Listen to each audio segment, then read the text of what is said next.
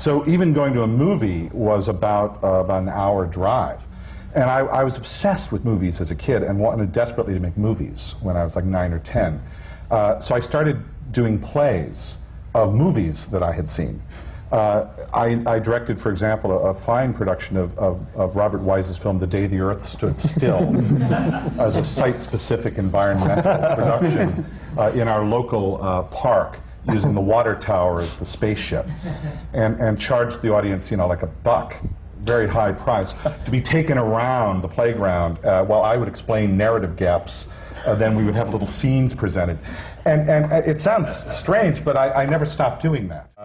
Went to school to study theater.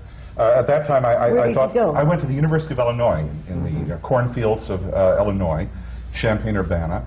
I thought I wanted to be an actor. That was, you know, what I really thought I should do until I was told by a teacher that I was way too tall to be an actor, which I thought sounded right, because I always had a distinct sense of being out of proportion with the people I was talking to on stage.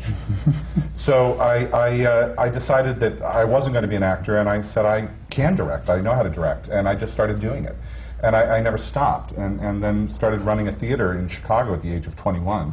And I've run 2 theaters since I was 21 years old. Was that the first professional job that you had with the Goodman Theater in Chicago? No, the first professional job I had as a director was in my own theater, which was a theater called the Wisdom Bridge Theater on the north side of Chicago.